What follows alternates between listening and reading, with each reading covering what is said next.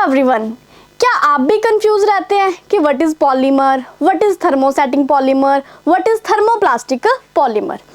तो अब आज अपन डिस्कस करेंगे कि ये थर्मोसेटिंग पॉलीमर्स क्या होते हैं और ये थर्मोप्लास्टिक पॉलीमर्स क्या होते हैं। सो सबसे पहले तो मेरा क्वेश्चन ये है कि बताओ थर्मोसेटिंग और थर्मोप्लास्टिक पॉलीमर में से दोनों में से कॉमन वर्ड क्या है? थर्मो। दोनों में से कॉमन वर्ड क्या आ रहा है? थर्मो।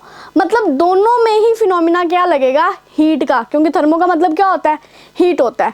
थर्मोसेटिंग और थर्मोप्लास्टिक पॉलीमर डिस्कस करने से पहले सबसे पहले आपको ये पता होना चाहिए कि एक्चुअल में पॉलीमर्स क्या होते हैं। अगर आप पॉलीमर की बात करें तो पॉलीमर क्या है? पॉली मतलब होता है बड़ा, पॉली मतलब होता है बड़ा, मर छोटा।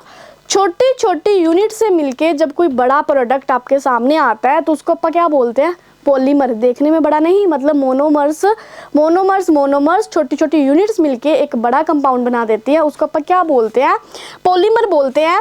Like these are made up of a many repeating units known as a monomers. Monomers छोटे, मोनो मतलब छोटा, यूनिट मर यूनिट।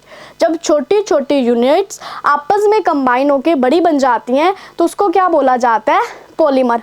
अब बारी आती है थर्मोसेटिंग वर्सेस थर्मोप्लास्टिक कि अब ये थर्मोप्लास्टिक क्या होता है और थर्मोसेटिंग क्या होता है। देखो, अगर अपन थर्मोप्लास्टिक की बात करें, थर्मो मतलब थर्म का मतलब होता है हीट। थर्म का मतलब क्या होता है? हीट होता है। प्लास्टिक प्लास्टिक है, उधर थर्मोसेटिंग, इसमें भी आपके पास क्या है? थर्मोसेटिंग। थर्मोसेटिंग में इस थर्म का मतलब भी क्या है? हीट है। मतलब दोनों में कॉमन कौन है? हीट कॉमन है।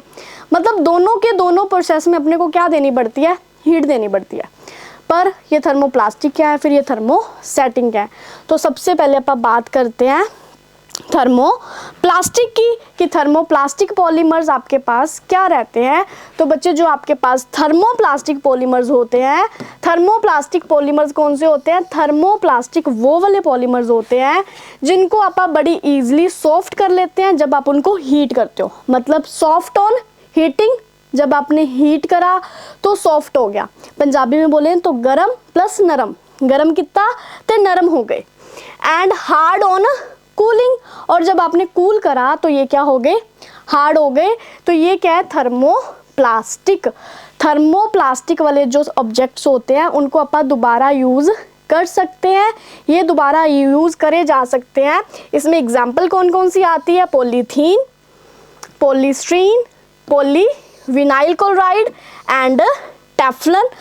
अगर दूसरी साइड पे देखें तो अपने पास क्या आ गया फिर? थर्मोसेटिंग। थर्मोसेटिंग, सेटिंग मतलब प्रॉपर परमानेंट फिक्स हो गया, मतलब इसकी अच्छे से सेटिंग हो गई।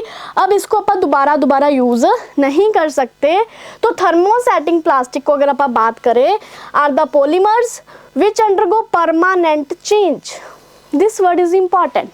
परमानेंट चेंज, परमानेंट चेंज है क्योंकि इसको जब हीट करा और जो इसने शेप ले ली या जो भी इसका प्रोडक्ट बना तो इसमें क्या हो गया कि आप उसको दोबारा चेंज नहीं कर सकते। On heating due to excessive cross linking, क्योंकि इसमें बहुत ज़्यादा क्या होती है? क्रॉस लिंकिंग होती है। These can not be reused, इनको अपन दोबारा यूज़ नहीं कर सकते। इसकी एग्जाम्पल क्या है? बेकलाइट।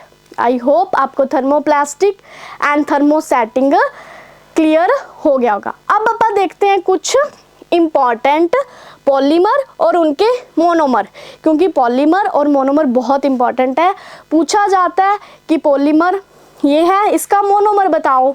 तो फर्स्ट आपके पास पॉलीमर है polystyrene, second polyvinyl, third Teflon, fourth Bakelite, 5 urea, 6 melamine. इसका मोनोमर कौन है? मतलब मोनोमर मतलब छोटा। किस किस को मिलके पॉलीस्टीरीन बना है? स्टाइरीन को। पॉलीविनाइल क्लोराइड का मोनोमर विनाइल क्लोराइड। टेफ्लॉन का बच्चे बहुत इंपॉर्टेंट है, टेफ्लॉन का मोनोमर कौन है? Tetrafluoro ethane. फोर्थ बेकलाइट की बात करें तो फॉर्मेल्डिहाइड प्लस फिनोल। ये इन दोनों मोनोमर से मिलके अपने पास क्या बनता है? बेकलाइट बनता है। यूरिया फॉर्मेल्डिहाइड की बात करें तो इसमें कौन आ गया? एक तो यूरिया आ गए, ऊपर से कौन आ गया? फॉर्मेल्डिहाइड। दोनों नाम ही बीच में आ गए ना, urea plus formaldehyde. Third melmac, melmac, melamine plus formaldehyde. ये थे कुछ इंपॉर्टेंट पॉलीमर्स और उनके मोनोमर्स। आई होप आपको पॉलीमर्स, थर्मोप्लास्टिक और थर्मोसेटिंग बहुत अच्छे से समझ आ गया होगा। Okay bye bye. Comment box में ज़रूर बताना आपको लेक्चर कैसा लगा।